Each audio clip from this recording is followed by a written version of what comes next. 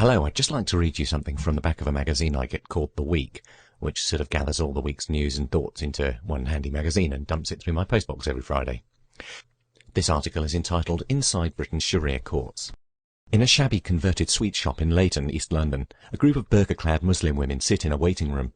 They have an appointment with Dr. Suhaib Hassan at his twice-weekly surgery. The women look worried. There is no talking in the airless reception area. The only sound is a fan purring quietly in the corner as temperatures exceed 80 degrees Fahrenheit. Inside there are no magazines, televisions or other diversions. The beige walls are bare except for a flowchart depicting the process of securing a Muslim divorce, and a picture of Mecca.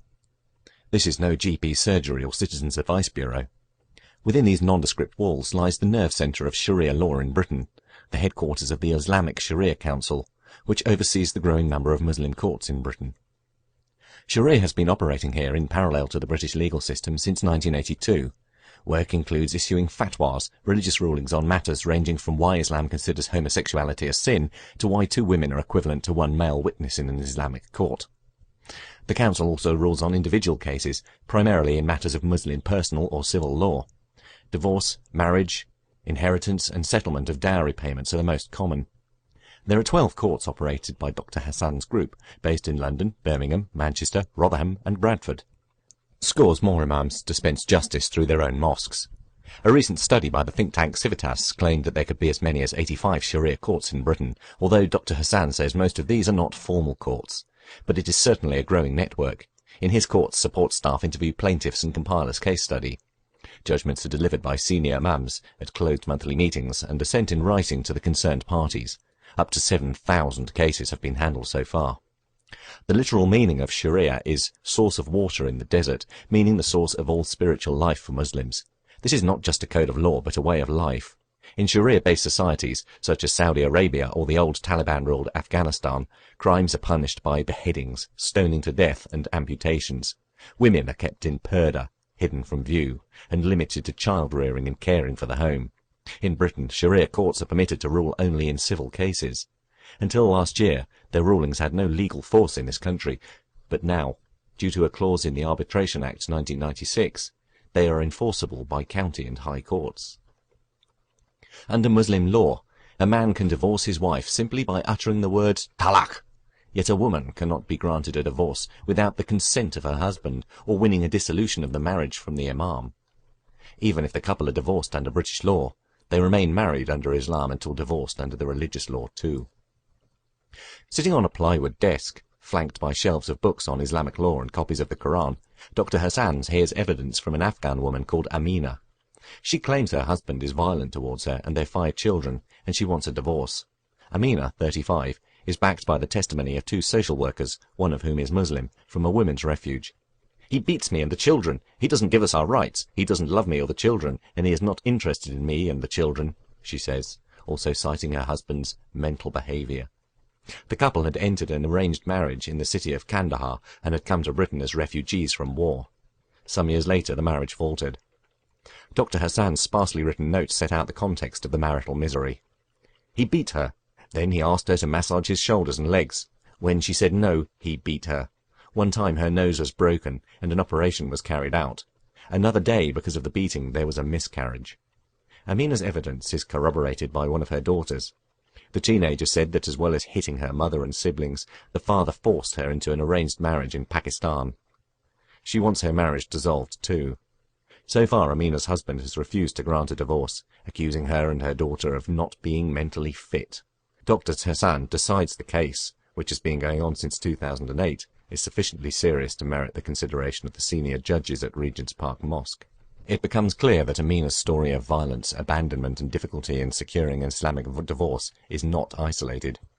Several other cases during the meeting detail claims of terrifying abuse, including one where a gun was placed against a woman's head and another husband who tried to strangle his wife and children. If the husband had disputed his wife's word, the court demands her account is corroborated by other witnesses, preferably male. If the wife refused to agree to give the husband access to their children, even in cases of possible child abuse, the divorce is stalled until that issue is resolved. When Amina's case is raised, it is decided that her husband will be given another opportunity to respond. If all efforts to reconcile fail, then the marriage might be dissolved, but it is unclear who will care for the children. Under Islamic law, a child over 7 usually goes to the father unless he agrees otherwise. The following week I accompanied Dr. Hassan into enemy territory. He has been asked to speak by a group of female students in East London about Sharia. The audience is made up of articulate feminists, both Muslim and non-Muslim. He tells them his organisation is mainly concerned with implementing Sharia law in personal Muslim legal cases, and that 90% of the clients are women seeking a divorce. The women nod. Then he explains that Sharia is about preserving the dignity, health and honour of the individuals. The nodding continues. Confident, Dr. Hassan tells them that in every part of the world there can only be one authority. In Britain, the ultimate authority is the Prime Minister. In an army, the Commander-in-Chief.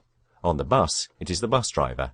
And in the house, the smallest unit of society, Sharia says authority must be with the man. The women's duties are much harsher. Biologically, she differs, he says. Her duties lie with the cleaning and childcare. The mood turns black as Dr. Hassan continues that, under Islam, the woman is seen as someone who needs the protection of a man.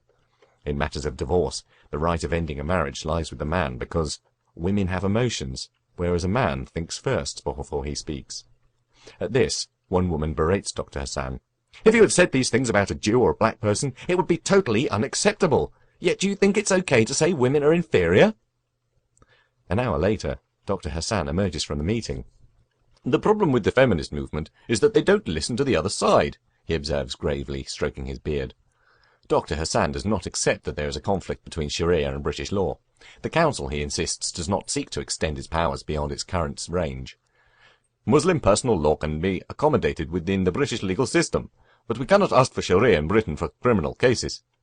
For that to take place, the States needs to support Sharia, and I recognise Britain does not. Which is really quite extraordinary because I'm sure he's not Scottish at all. Forgive the accent. But Dr. Hassan is a relative moderate on the subject. Some hardliners want Islamic law to be extended in all criminal cases. One such figure is Safra Sawa, controversial leader of the Basildon Islamic Centre in Essex, who thinks Sharia would help fight rising crime in the UK. When I suggest that many people in Britain would find some of Sharia's provisions extreme and difficult to accept, he agrees. We need to adapt Sharia for British law. We could use some of the more moderate measures. To cover which crimes? Child abuse, underage sex, teenage pregnancy, for example. I ask what the penalty would be for underage sex.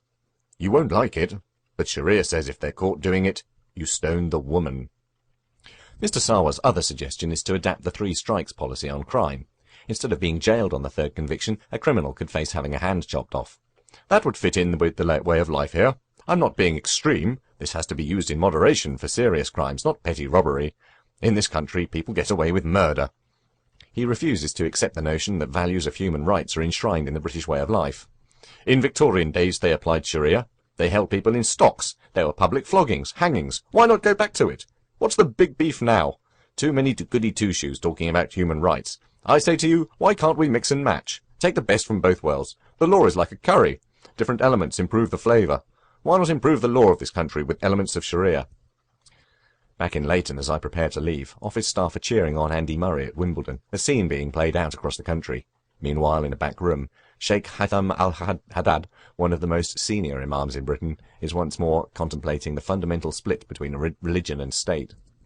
There is a conflict between these 2 sets of values, he concedes. Muslims believe our values are best, the non-Islamic British believe theirs are best, but at the end of the day, understand this.